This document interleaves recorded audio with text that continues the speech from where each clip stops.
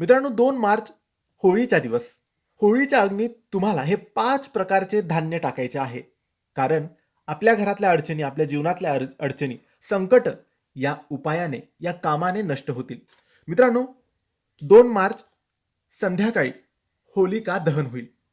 6-7 वाजेच्या दरम्यान आपण सगळेच लोक होळीच्या दर्शनासाठी जातो. त्यावेळेस घरातून बाहेर पडण्याआधी तुमच्या घरातले 5 प्रकारचे धान्य तुम्ही चिमूट थोडं थोडं, एक एक चम्मच, छोटा चम्मच, एक एक चम्मच भरून वाटीमध्ये काढायचे आहे. आता हे धान्य कोणते?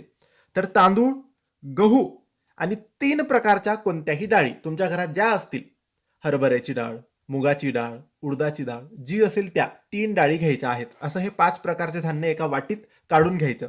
तुमच्या घरातले लहान मुलं असतील तर त्या मुलांवरून या वाटीतल्या डाळी किंवा सगळ्या प्रकारचे 5 धान्य जे मिक्स केलेले आहे ते ओवाळून घ्यायचं 7 वेळेस त्यांच्यावरून. जसं आरती ओवाळतो तसं खाली बसवून त्यांना ओवाळून घ्यायचं. आणि त्यानंतर हे 5 प्रकारचं धान्य तुम्ही होळीच्या अग्नीत जाऊन टाकायचं आहे. हा उपाय नक्की करा. लहान मुलं असतील, मोठे मुलं असतील तरी तुम्ही ओवाळू शकतात, किंवा तुमच्या घरावरून म्हणजे घराच्या मुख्य दारावरून सुद्धा तुम्ही ओवाळू शकतात. नक्की ओवाळायचं आहे. सगळं काही अडचणी, दुःख, दरिद्री, गरिबी नष्ट होते. नक्की हा उपाय करा. धन्यवाद.